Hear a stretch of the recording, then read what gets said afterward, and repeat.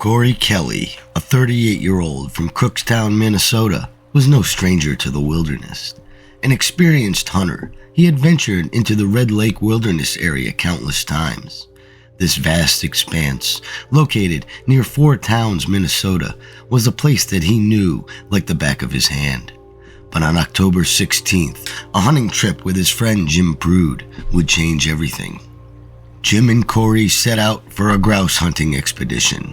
While Corey was well acquainted with the area, Jim was a newcomer.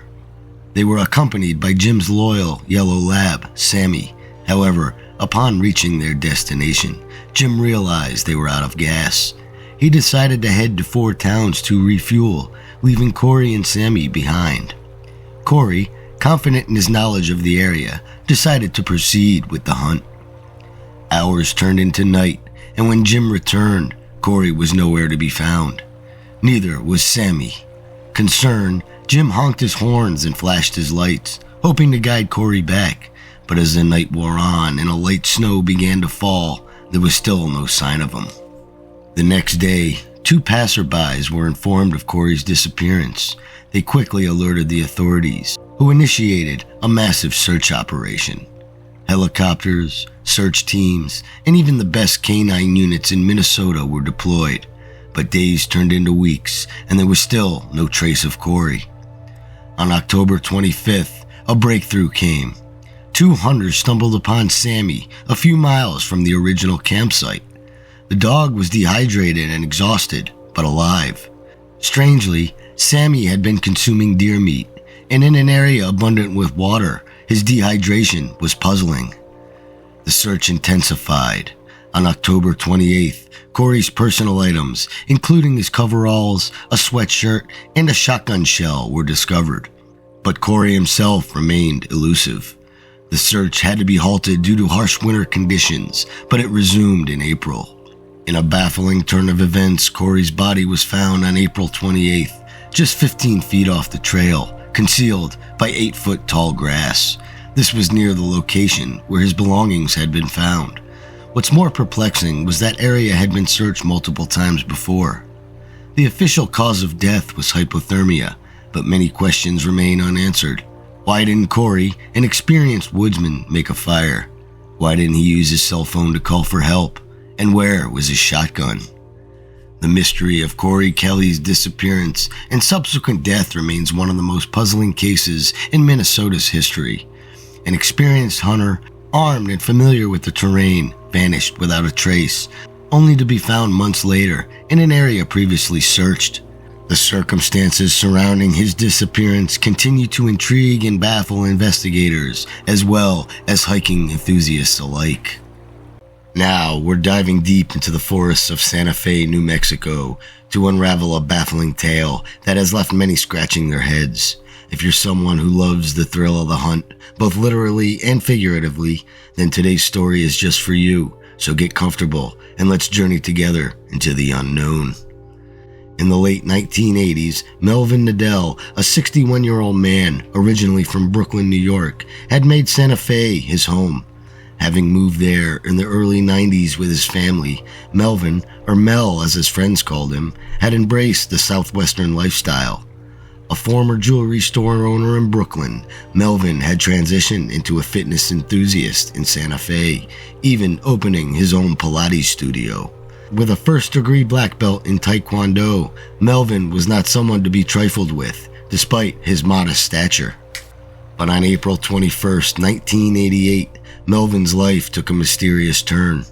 Along with 2 friends, he ventured into the Santa Fe National Park, specifically the Pecos Mountains and Elk Mountain ranges, for a bow hunting trip. Though he had a minor knee injury, his spirit was undeterred. Melvin was well prepared, carrying not only his bow, but also a .44 caliber pistol for protection against potential predators. The day seemed like any other, with the trio setting up camp and preparing for the hunt. Melvin, ever the cautious one, especially after a previous incident where he had got lost, informed his friends he'd set up a blind just 50 to 150 yards down a well-trodden trail. But as the hours trickled by, Melvin never returned. A frantic search ensued. Local authorities, state police, canine units, and even horseback riders scoured the area. The dogs managed to trace Melvin's scent up to the 50-yard mark, but then, inexplicably, it vanished. No signs of a struggle, no equipment, and no Melvin. Several theories emerged.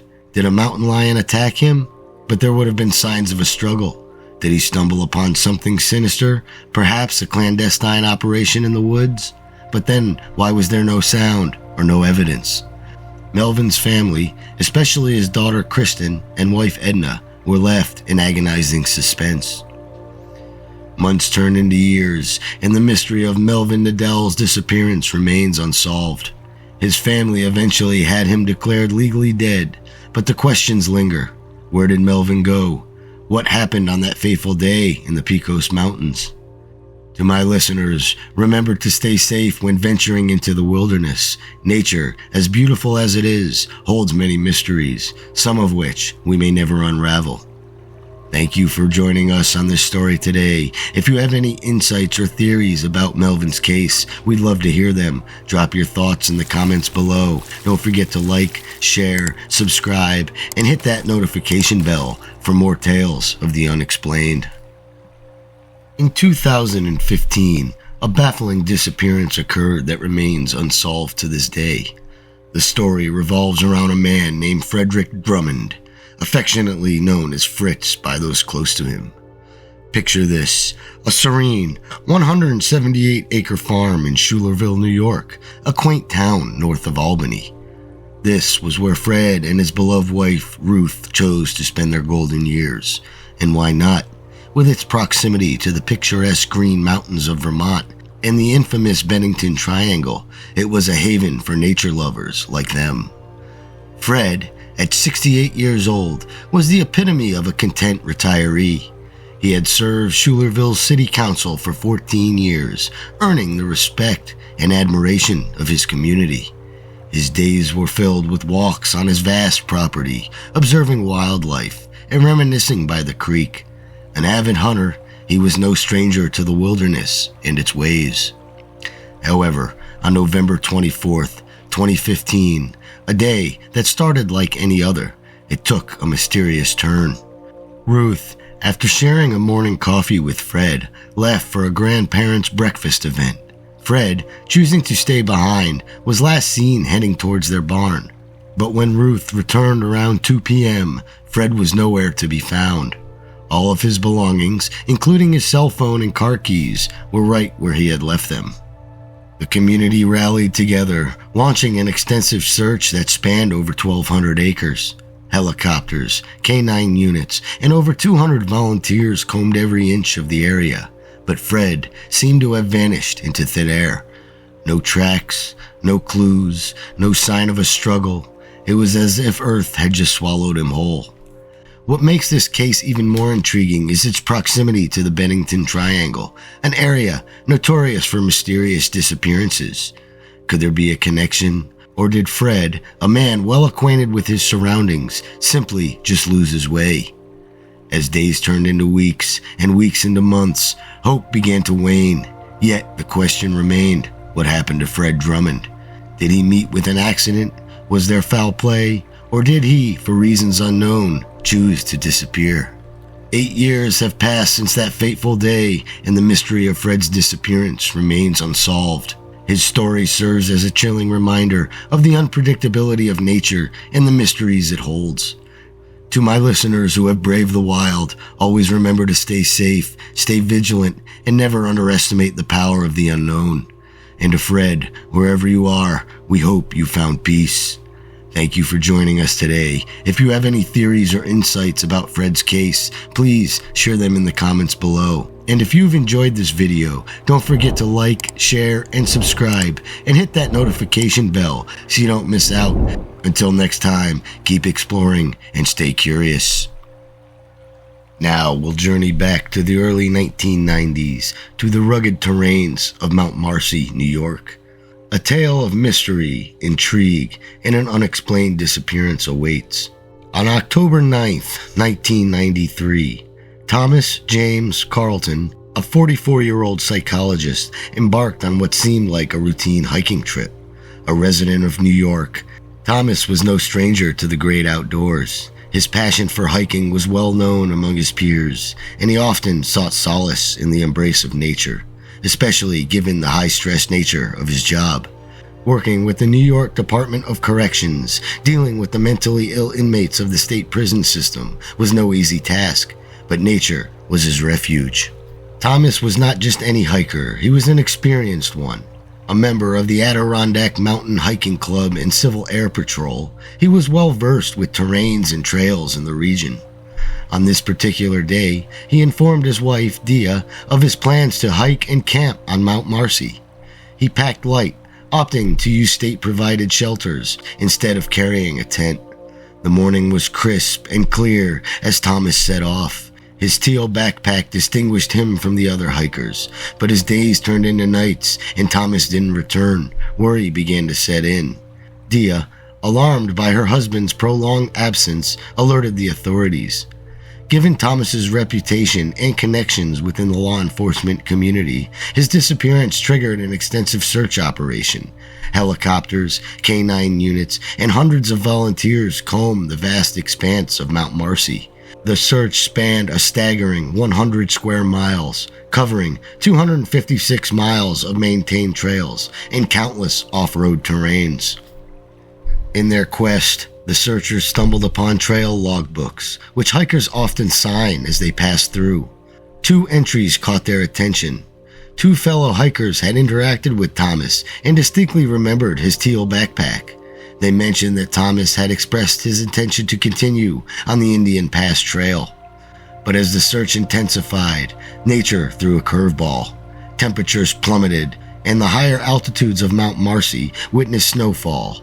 The rugged terrains of Indian Pass became even more treacherous, yet the search pressed on, driven by hope and determination. A renowned bloodhound, known for its impeccable tracking skills, was brought in. On 3 separate occasions, the dog managed to pick up Thomas's scent, leading the searchers through challenging terrains. But each time, the trail went cold at the same spot, a particularly rugged area that seemed almost impassable. As days turned into weeks, no trace of Thomas James Carlton was ever found. His teal backpack, his belongings, and most importantly Thomas himself, seemed to have vanished into thin air. Theories began to circulate. Did Thomas encounter a wild animal? Did he lose his way and succumb to the elements? Or was there a more sinister explanation? The fact that many had gone missing in the vicinity of Mount Marcy in the past only added to the mystery. To this day, the disappearance of Thomas James Carlton remains one of the most baffling cases in hiking mysteries. No evidence, no clues, just a trail that abruptly ends. What do you think happened to Thomas? Was it a tragic accident, or is there more to the story than meets the eye? Share your theories and thoughts in the comments below. Our story begins on a cold winter day in February 1978, unfolding around a 23-year-old university student named Stephen Kubaki. He attended Hope College in Holland, Michigan, near the southeastern shore of Lake Michigan. Known for his intelligence, Kubaki was a bit more free-spirited than his peers at the conservative Christian university, and he was set to graduate in the upcoming spring. His love for the outdoors led him to embark on a solo cross-country ski trip near the town of Saugatek. The following day, local snowmobilers found Kubaki's skis and backpack abandoned in the snow. A 200-yard trail of footprints led investigators from the edge of the lake to where they abruptly ended. Steve Kubaki had vanished without a trace. With no further clues, investigators were forced to conclude that he had fallen through the ice and met his tragic end. The story takes a surreal turn 15 months later on May 5th, 1979. Stephen Kubaki reappeared in Pittsfield, Massachusetts, over 700 miles due east from where he had disappeared. He awoke in a grassy knoll wearing unfamiliar clothes and with a backpack filled with maps and hitchhiking signs from cities that he didn't remember visiting. He had new glasses, a t-shirt from a marathon in Wisconsin, and $40 cash. Yet he had no memory of the previous 14 and a half months. Despite The bewildering circumstances. Kubaki insisted he was in a sound mental state, both at the time of his disappearance and upon his return. He could remember feeling cold and scared before he vanished, but what happened during his absence remains a mystery, even to him. In the following years, Kubaki led a quiet life. He received his bachelor's degree from Hope College and relocated to the Pacific Northwest. There, he established his career as a psychologist and even authored a book called Meta-Mathematical Foundations of Existence, Gödel, Quantum, God, and Beyond. Yet he consistently avoided discussing his disappearance with both the media or the public. The mystery of Stephen Kubaki's disappearance and return has intrigued many, especially those interested in the paranormal. His story is often discussed in relation to the Lake Michigan Triangle, an area known for its unexplained phenomena, including air disasters, shipwrecks, and other strange disappearances, and this added another layer to the enigma. Kubaki once mentioned his intention to retrace his steps and uncover what happened during his lost time. Whether he pursued this or what might he have found remains a secret he keeps to this day. We are left with the enigma of Stephen Kubaki, a tale of a simple ski trip that transformed into a 15-month mystery, challenging our understanding of reality and leaving us with far more questions than answers. This is where you come in, my fellow seekers of the unknown. I invite you to ponder this mystery. Share your insights, interpretations, and theories in the comments below.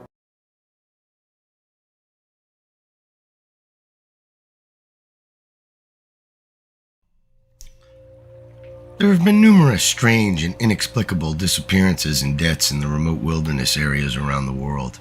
These places are often treacherous and unforgiving, making them difficult for humans to navigate. Despite the inherent dangers of venturing into these wilds, there are cases where strange clues and eerie circumstances seem to be present. One of these unusual cases occurred in Crater Lake National Park in Oregon. Crater Lake National Park is located in Klamath County and is part of the majestic Cascade Range of southwest Oregon. The area is characterized by sprawling forests, fields of wildflowers, tranquil meadows, and towering cliffs and peaks. The air at Crater Lake is incredibly clean and clear, making it an incredibly beautiful location. The centerpiece of the park is Crater Lake, a strikingly beautiful body of water that is a deep shade of azure blue. Crater Lake covers an area of 21 square miles and has a maximum depth of 1,949 feet, making it the deepest lake in the United States and the third deepest lake in the world based on average depth. It is a caldera lake that was formed by Mount Mazama, a 12,000-foot tall volcano that erupted and collapsed approximately 7,700 years ago, forming the lake. Despite its beauty, the lake has been the scene of many unexplained and strange disappearances. A man vanished in the wilderness of Crater Lake National Park, leaving behind only strange clues and a bizarre set of remains that defy explanation.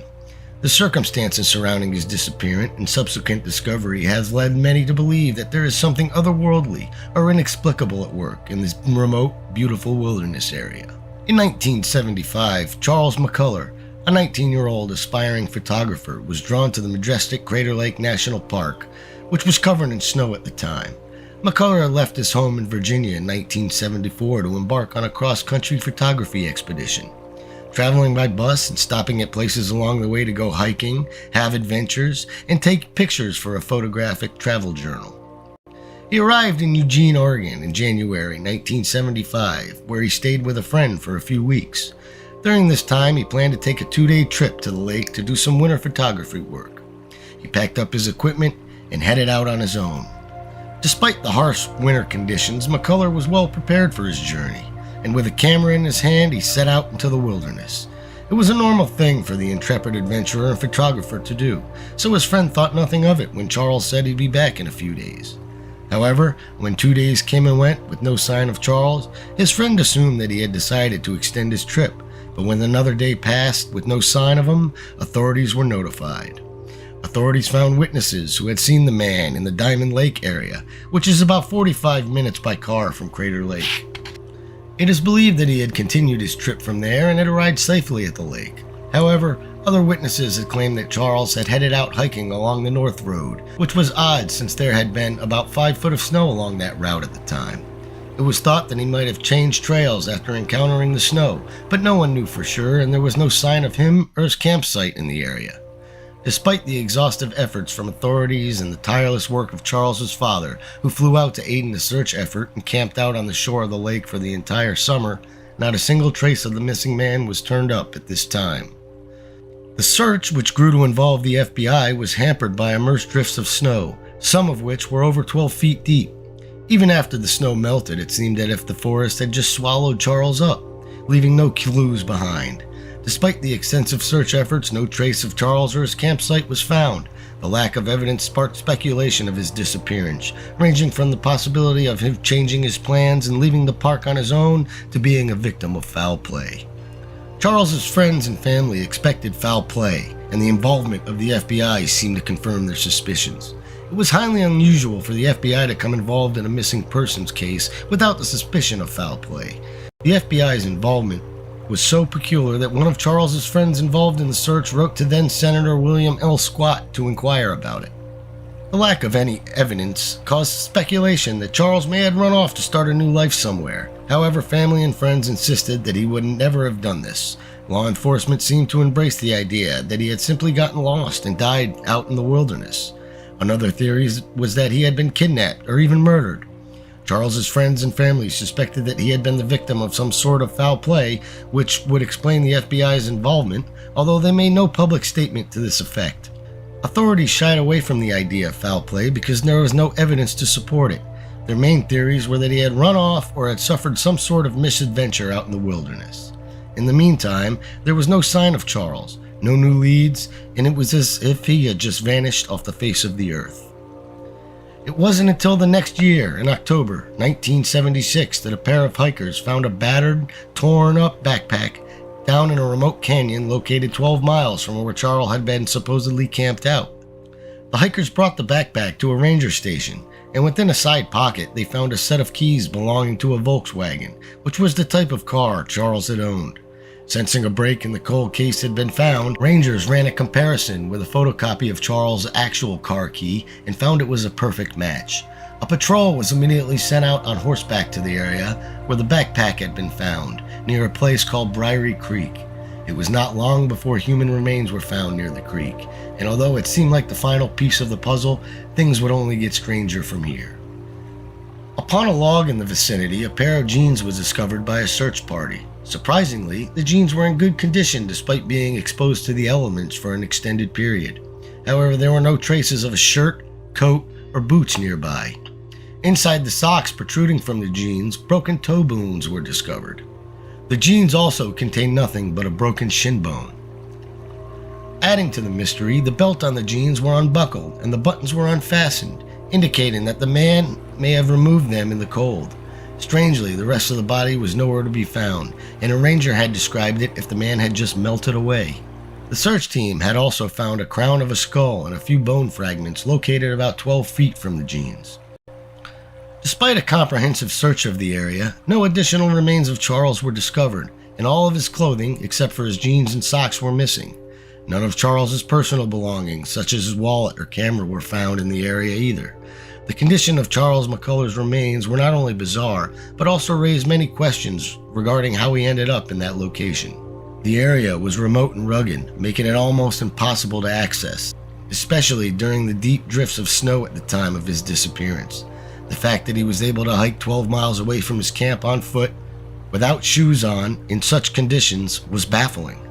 Furthermore, it was puzzling as to why he would have gone to that location in the first place. The missing clothing only added to the mystery. Authorities attributed the missing clothing to a phenomenon called paradoxical undressing, where someone with hypothermia will feel hot and remove their clothes in an attempt to cool off in freezing conditions. However, this theory did not explain the condition of his remains in this completely bizarre state. Authorities ruled Charles McCullar's death as natural, stating that his body had been ravaged by wildlife after his death. However, his family did not accept this explanation. His brother, Steve, expressed his disbelief in the authorities' ruling, saying that the broken-off shin bone might tell a different story, one of foul play. Steve believed that Charles may have hitchhiked a ride with someone that stole his camera equipment, money, and may have shot him. and disposed of his body in the most remote part of Crater Lake, hoping that animals would destroy the evidence by spring. The mysterious disappearance and death of Charles McCullar remains unsolved to this day, leaving his friends and family with unanswered questions and lingering suspicions. Despite the odd circumstances of his remains being found miles away from his campsite and in a state of extreme decomposition, authorities closed the case, declaring it to be a death of exposure to the elements. The story highlights the need for thorough investigation and the need to investigate all possible explanations, including foul play. It also emphasizes the need for effective communication between law enforcement agencies and families of missing persons. Finally, it underscores the value of community involvement and the tireless efforts of volunteers and search and rescue operations. Charles McCullar's story serves as a cautionary tale for hikers and outdoor enthusiasts. It is also important to inform someone of your plans, including your intended route and expected time of return, and any alternate plans in case of an emergency. This information can be shared with family, friends, park rangers, or other authorities. Hikers should also be aware of the signs and symptoms of hypothermia, especially in the high-altitude terrain. If you've enjoyed this content from a universe of mystery, please subscribe, like, and share to the channel. It really helps me out, and it'll allow me to continue to bring mysterious stories to you. In today's story, we'll be discussing the mysterious disappearance of Gail Stewart, a 64-year-old Reno, Nevada woman who went missing on Valentine's Day, February 14th of 2022.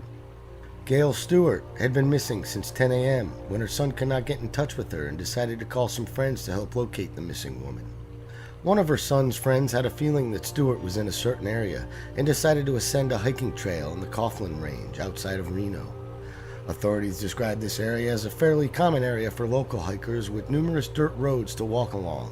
However, Stewart was discovered on the side of a steep slope, an area where hikers typically don't venture. It remains unclear how the 64-year-old ended up on the dangerous cliff, but it's believed she may have fallen down a slope before grabbing onto a tree and clinging to it.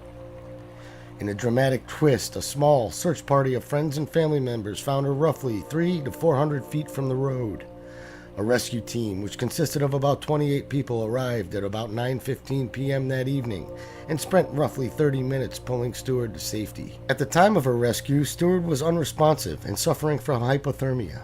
Officials also reported that she was missing a shoe and had sustained considerable trauma to her legs, although they did not elaborate on the extent of her injuries. Fire Chief Seth Williams of the Reno Fire Department referred to Stewart's rescue as a miracle story, and he shared that the son had called up some friends to help search for her, and one of them decided to head off the cliff, thinking she might have fallen down there. It was then that they found her clinging to a tree. The last thing she said before falling silent was, "Help." We, for a small department, run roughly 50,000 calls a year, and this one piqued my interest, so I started heading that way. Arrived on scene with a number of family members and people who had been searching for her, and got intel at that point in time she'd been missing for roughly 12 hours. And where she was hiking was a relatively common hiking area, although where she was found was a very unusual area, very steep, something you might consider similar to a double diamond ski run. And that's when we activated our urban search and rescue team. And you can see in the picture we had over 20 firefighters on scene. Paramedics made contact with the patient. She was in pretty bad shape. As the story says, she was clinging to a tree. The bystanders had given her a bunch of blankets, but she'd almost completely stopped shivering, which is a bad sign in terms of hypothermia. So our paramedics on scene, as well as a local ambulance company, started treating her. She had quite a bit of trauma to her lower legs, missing one of her shoes, so she'd been fighting back for a while. The amazing part, as I said, the friend's son, he said he decided just to go look down this hill for no real reason, hollered out and heard her say help. And that was the last word she said. She was effectively catatonic after that. So it's really close. And for firefighters, we go on way too many recoveries. So to have a successful thing where you get to rescue somebody who is in bad shape, get them quickly to the ambulance, get them warmed up. From the time we made contact with the patient to having her in the back of the ambulance was just over a half hour. So successful in that terms. And I'm told that she's made a full recovery and released from the hospital. And for a pretty dangerous situation. In fact, one of our firefighters fell because it was so steep and broke his thumb. However, after a happy ending, this case would only get more mysterious. Stewart again was reporting missing exactly 1 month to the day on March 14th since her previous disappearance. The circumstances of her vanishing were odd, and the timing was eerie. Unlike her first disappearance, Stewart would not be found within hours this time around. Stewart was last seen in the Bypass Bridge parking area near the Hoover Dam, a 470-mile drive from her Reno, Nevada home. It seemed as though she was embarking on a nature walk, with park officials stating that she had gone to the area to take photos. Unfortunately, she disappeared again and never made it back to her vehicle.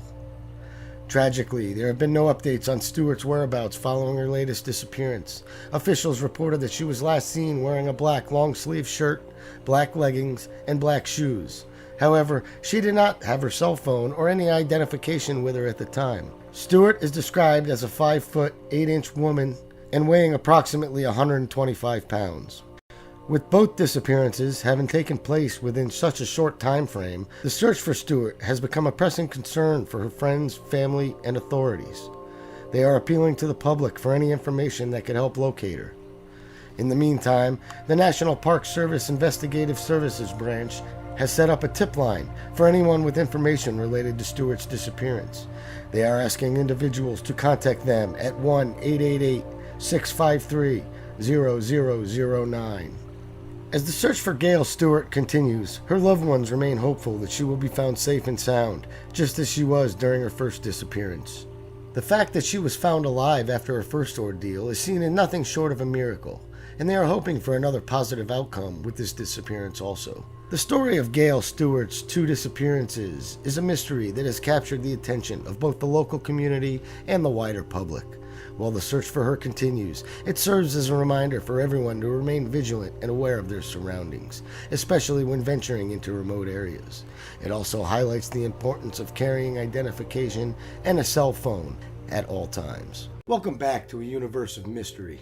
Today we're going to delve into the story of Aaron Hedges, a 38-year-old hunter that went missing outside of the Crazy Mountains in Montana. Now, Aaron grew up in this area of the country, out west. He was an avid hunter. He hunted this area his entire life. So much so that from years prior, he had caches hidden all over the mountains. That way, if he ever needed any supplies on a future hunting trip, he could go and uncover one of the caches and have what he needed, so he didn't have to end his trip early. Aaron Hedges was last seen on September 5th, 2014. Him and 2 of his hunting friends decided to go on a hunting trip to hunt elk right outside the Crazy Mountains. The Crazy Mountains get their name, or the Crazies for short, from a lore story about a woman whose entire family was killed by Indians, and she went after them with one of their own tomahawk axes and ran into the mountains, never to be seen again. So Aaron and his 2 buddies head up into the mountains, and it's bow hunting season at the time, so they all have to have bows with them, although they did have some guns for their own protection. Aaron and his 2 buddies had a plan. They were going to hike to a place called Campfire Lake. Now, you can't get close to this lake by vehicle. You can get to like the base of the Crazy Mountains by vehicle, but in order to get to this Campfire Lake where they were going to set up a base camp and stay for around 7 days hunting elk, it's a good ways hike. So what they did was, instead of having to carry all their gear on their person, they had 2 horses and a mule to carry their gear for them. Now, a couple miles into this hike, something spooked the animals. The horses went crazy, the mule went crazy, and the mule actually got away and ran off, spilling most of Aaron's gear all over the place.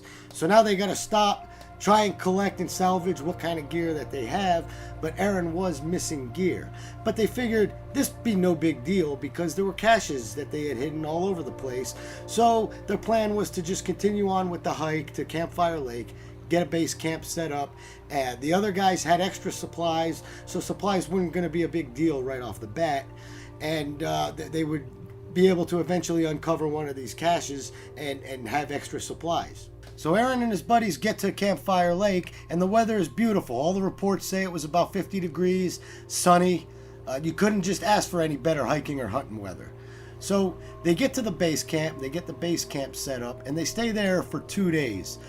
Aaron doesn't have a sleeping bag, So he gets tired of having to sleep next to the fire and getting cold at night. So he decides he's going to go find one of his caches. Around 10 a.m. the next morning, Aaron leaves his buddy and says he's going to hike up to a place called Sunlight Lake to retrieve one of his caches that he had up there. Now, he had a cell phone, a gun, and they had walkie-talkies. On the way to Sunlight Lake, there's a fork in the trail, and the trail is really well marked, really worn. It's really hard to get lost on this trail. So Aaron goes off to try and find one of these caches, and that was at 10 in the morning. So around 5 p.m., his buddies still hadn't heard from him, hadn't seen him, and they started to wonder where he was and if he was okay. And they did have these walkie-talkies that are hooked through a GPS system. So when you walkie somebody, and they respond, it sends the actual coordinates of where the person is responding from to the other walkie-talkie and vice versa. So it's really kind of hard to get lost this way because they know exactly where each other are. However, what Aaron was saying, his buddies found really hard to understand. They described it as like garble, talking nonsense. They couldn't really understand what he was saying, but they did hear him and they knew he was still alive and they had his coordinates. But what gets really weird is the coordinates that they were sent on the walkie-talkie showed that he was going the wrong direction. He had taken the wrong fork in the road, and somebody with Aaron's outdoor experience, that seemed like a real trivial mistake for an experienced outdoorsman to make. So they became concerned. So they waited another few hours, and later that night, before they were getting ready to go to bed, they tried to radio Aaron again. However, this time there was no response on the radio. So now his buddies wake up the next day, still no sign of Aaron, and now they can tell the weather is starting to shift. There's a bad snowstorm about to move in, but they decide, let's give him another day in case he comes wandering in and shows up with his gear, and then they could all leave together. So they wait around another day, and now the snowstorm starts to hit, and basically Aaron's buddies were forced to pack up and leave because they just weren't prepared for that kind of weather, and they weren't able to survive properly out there on their own in a huge hellacious snowstorm. His buddies get off the mountain, and over the next 12 to 24 hours, almost 2 feet of snow gets dumped on this mountain. So now they really begin to worry, and they go and they contact the authorities to get started a search and rescue mission. So now the way these mountains are set up, 2 counties were actually involved in the search and rescue. And they included search and rescue teams, helicopters, and scent dogs to try and pick up a scent or locate his tracks. The search team searched for 2 days. And while one of the teams is coming back from the search area, a place that had already been searched, they come across a campfire. And at this campfire location, they found his camelback and his boots, which were neatly stacked right next to the campfire, and also a pack of cigarettes that were in the campfire that was Aaron's brand. And another weird thing that they found was in the campfire, his backpack straps, not his backpack itself, but the straps that you strap the backpack around your front side with were laying about halfway in the campfire, and they were about halfway burnt. And perhaps the weirdest thing of all, because it had been snowing, there were no tracks to or from this location where the campfire was. No footprints, no trail, no anything. It was as if somebody had just picked Aaron up out of the wilderness and he just vanished. The search teams included 60 individual searchers, 2 helicopters with thermal imaging, and they brought in 20 different canine search and rescue teams to try and pick up a scent or trail or anything about Aaron, and they couldn't find anything. Now, let's fast forward 9 months later. Winter's over, all the snowstorms have passed, and there was a rancher, and the way the Crazy Mountains are set up is it's mostly surrounded by private property, private ranches, farms, things like that. So 9 months later, a rancher is out just inspecting his farm. He's about a mile away from his ranch, checking on some fences, where he sees that a hunter, had left his backpack. So he wanders over, just thinking a hunter had just left it there, and he picks it up and looks inside of it. He found Aaron's ID, a .44 caliber pistol, some nutrition bars, water, and other basic supplies. And the way he found the backpack was weird because it was like it was gently placed next to the tree, like somebody had gone out of their way and took care in actually placing this backpack. It hadn't looked like it had been there all winter through the elements. It looked brand new, sitting next to a tree. Close to where they found the backpack, they also find a thermostat, which was Aaron's, and an energy drink that was about half drank, sitting next to the thermostat on a stump. Now this was really weird because the location they found this thermostat in, you could physically see down the mountain, a ranch, a creek, everything you needed to get help. If he was truly lost in the wilderness, looking and needing help, help was right there, about a mile away. He could see it with his own eyes. Why would he choose to sit there and stare at it from a mile-long distance and sip on an energy drink? So after finding his backpack, these ranchers, they find no trace of Aaron himself, just some of his possessions, his ID, his pistol. Now fast forward 23 months later, almost 2 years later, that same group of ranchers, they were up doing more maintenance on their ranches. They were on horseback going through the trails. And as they're riding, one of them looks over and he spots a skull sitting underneath a tree. And now a weird thing about this was the skull was in almost perfect condition. There was no obvious signs of trauma. It was just sitting there, white, glowing white, like it hadn't been sitting there for almost 2 years in the elements, in the weather. So the ranchers, after finding the skull, the ranchers contact the local authorities, the sheriff's department, and the sheriffs come up to the location and they end up finding a few of his ribs, his pelvis, and a femur bone. They also found his coat with his cell phone in it, sitting not too far from where the bones were located. They never found his pants, socks, or any other shoes, which was weird because there was no way that Aaron could have hiked miles barefoot in that terrain. The mountains are full of jagged rocks. There is absolutely no way you can make that trip barefoot. Because if you remember, his boots were already found neatly placed by that campfire location that was a couple miles away. Now the coroner report on his death certificate states that he succumbed to hypothermia and exposure to the elements. And sometimes with hypothermia, there's something that's called paradoxical undressing, where people that are in severe stages of hypothermia, they start to feel like they're burning on the inside, and they mistake the cold for heat, and they start to take clothes off, hoping to try and cool off. But this, of course, just makes things worse and speeds up the hypothermic process. Now, about his boots, it is not uncommon for hunters to carry 2 sets of shoes, because when you're trekking through the wilderness, you do need a pair of heavy boots to really protect your feet.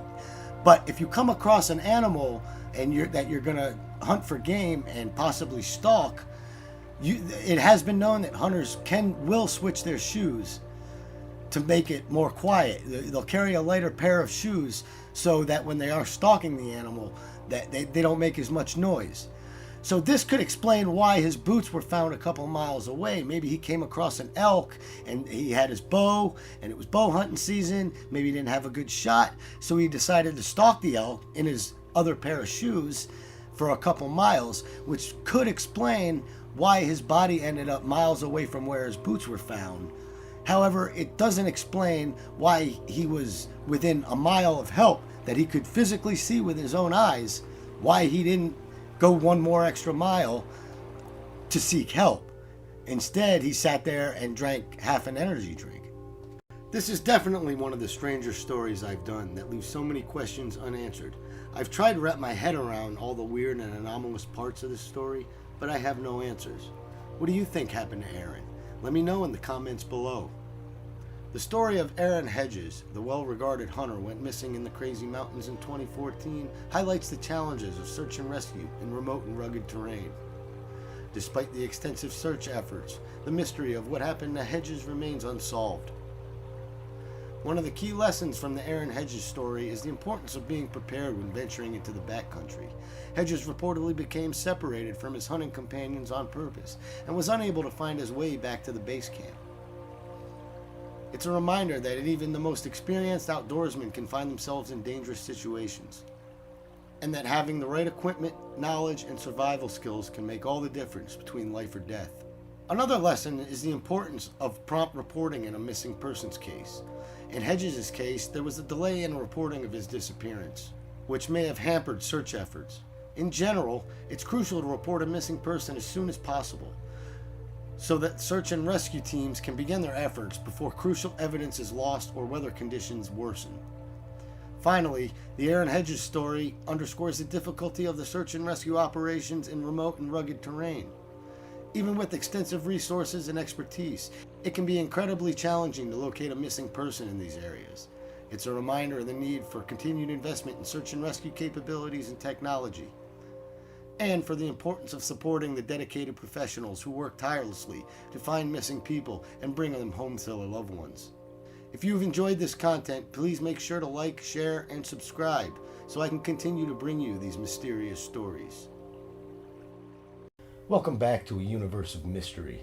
Today, we'll dive into the story of James Mcgrogan, a man who went missing in Vail, Colorado. On March 14, 2014, James Mcgrogan, a 39-year-old emergency room doctor, disappeared while visiting Vail, a small town at the base of Vail Mountain in the center of a large ski resort in Colorado's White River National Forest. Mcgrogan had been hiking with a group of friends when his friends decided to stop for a break. James didn't want to stop, so he decided to keep going alone, saying he'd meet up with his friends later in the day. Despite an extensive search and rescue operation, his body was not found until April 3, 2014, near Booth Falls in the Vail area.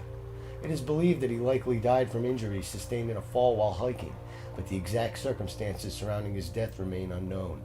The tragic incident left his family and friends wondering whether it was just misadventure, bad luck, or something else. It's important to note Mcgrogan was an experienced outdoorsman who loved hiking and exploring the mountains.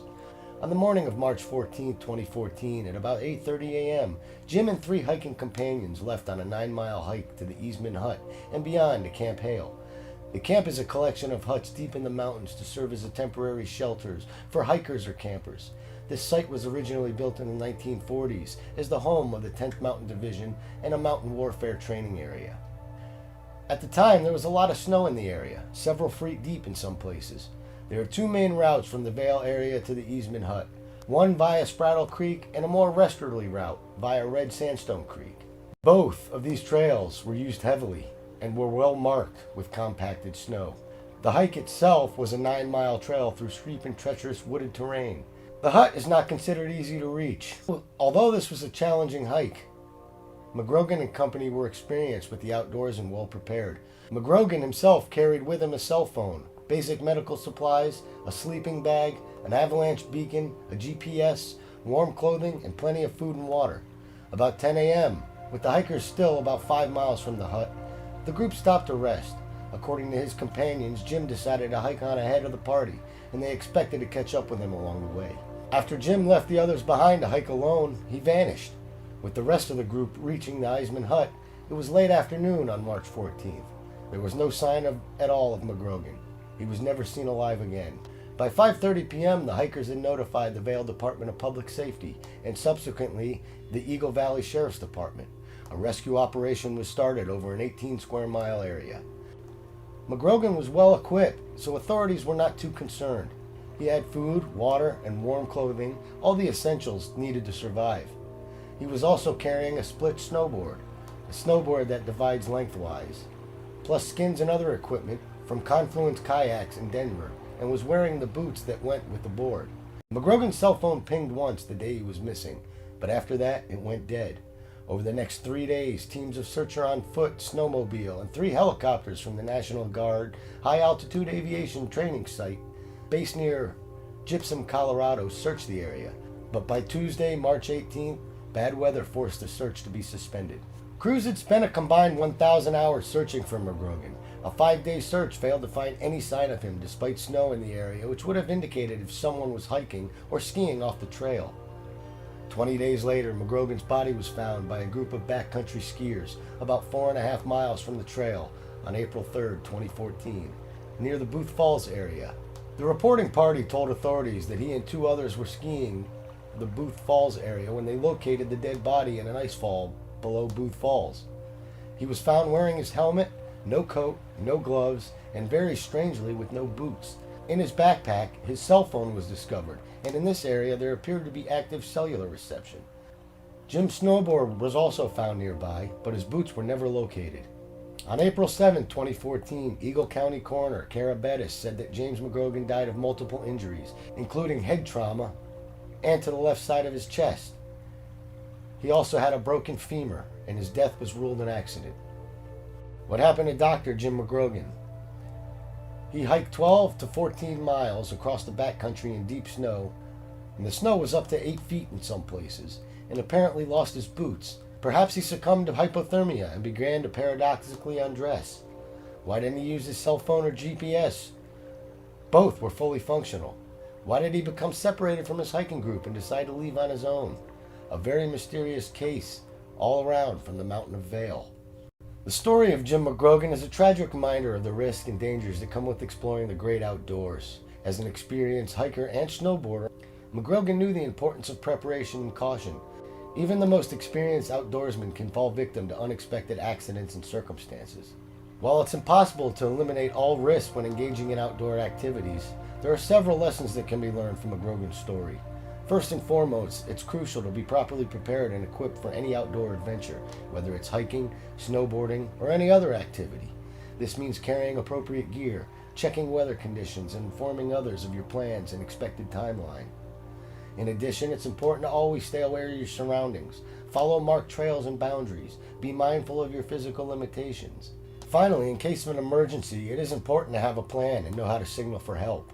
Through the tragedy of Mcgrogan's death, his family and friends have dedicated themselves to promoting outdoor safety and preparedness, as well as honoring his memory through acts of kindness and service. By learning from his story and taking steps to stay safe in the great outdoors, we can honor his legacy and prevent future tragedies. Welcome back to a universe of mystery. Today we'll be exploring the disappearance of Joe Elliott Blakesley and Amy Linkart. In September 2013 at Craters of the Moon National Monument in Idaho. The remains were eventually found between September and October of the same year. Joe Elliott Blakesley, age 63, was a physician who worked at a correctional institute in Ontario, Oregon, while Amy Linkart, age 69, was a retired school teacher from Lowell Scott Middle School in Meridian, Idaho. The two women met while doing missionary work back in the 1980s. The two friends embarked on a journey in September 2013 and headed for Craters of the Moon National Monument. Unfortunately, they never returned from the short hike. Now, I've been to Craters of the Moon. I was there in 2014. It is an absolute beautiful but treacherous landscape. It's old lava flows that have hardened to jagged, sharp rocks and caves. There's caves all over the place, and you would have to be absolutely out of your mind to leave the marked trail. There are jagged rocks that you can't even step on without the threat of falling through a cave.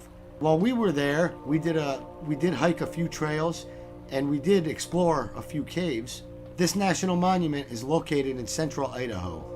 It was established in 1924, and it's situated along US 20, concurrent with US 93 and 26, and it lies between the town of Arco and Cary, with an average elevation of 5,900 feet.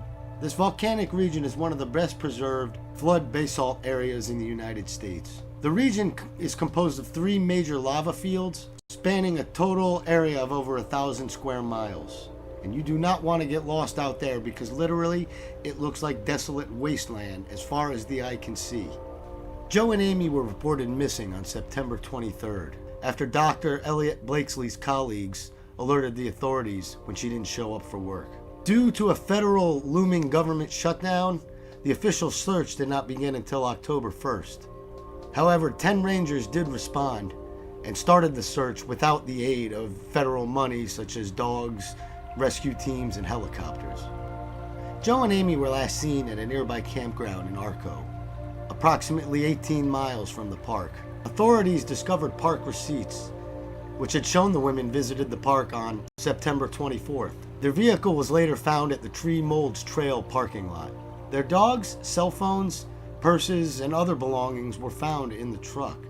Now, it is important to note that at Craters of the Moon, dogs are not allowed on the trails in the park. They're allowed in the parking lot and certain common areas, but they don't allow them on the trails. the terrain is so sharp and jagged, it's just not safe for dogs to be there. And the surface of the rocks can reach up to 150 degrees in some cases. When the search was expanded, they discovered Amy's remains in a lava field north of the Tree Molds Trail. Amy was found on the rocks, laying face up with no backpack, no jacket, no food, no water, none of the essentials needed to survive. Authorities believed that she had become disoriented because the direction she was walking was kind of facing towards a highway that you could see in the distance, and authorities believe she eventually just succumbed to exposure, but no foul play was suspected. Initially, the searchers thought they had found Joe, but after a confirmation of dental records, it was found that that was actually Amy's body, which isn't surprising given how much the two women do look alike. After an additional month of searching, authorities did recover Joe Elliott Blakely's remains about a mile from where Amy was found, and it was about 2.5 miles away from where their pickup was found. And this was an area that search helicopters had flown over, but it's believed that the way the terrain is set, and they just couldn't spot her from above. She blended in right with the rocks. And she was kind of found inside one of these caverns. So her body was obstructed from the air, and she also appeared to have succumbed to dehydration and exposure to the elements. Since Amy and Joe were not seen since they had checked into the park, there were no witnesses on the trail, so nobody's quite sure about how they got separated or why they separated, but authorities concluded that it could have been that one of them was hurt, so they decided to split up so the other one could go get help. And it's not surprising to me, because if you venture off that trail, it is very easy to hurt yourself or get stuck, get a leg stuck or twist an ankle. But the question still remains, why were they found so far away from their truck when all indications pointed to where this was supposed to be a short hike, leaving the dogs in the car, leaving their cell phones in the car? And it's just believed that they became disoriented. There were reports, I couldn't find consistent reporting on this, but there were reports that the weather had started to shift and a storm was moving in. So maybe it got foggy and they just lost their way. As mentioned earlier, maybe one of them got hurt and the other went to seek help and got lost and headed towards that highway, the only place she could see for help in the distance. But that distance is very unforgiving, and it's hard to judge just how far something is away in that terrain because everything looks the same. It's like seeing a ship on water that you think is right there, but once you start swimming towards it, you realize how far it is. So the conclusion by the authorities was just that they were found, that they got separated, possibly injured, and they had just succumbed to the harsh Idaho elements. What do you think happened to Amy and Joe? Let me know in the comments below. And if you enjoyed this content, please subscribe, like, and share. It really helps the channel, and it really helps me to bring more videos like this.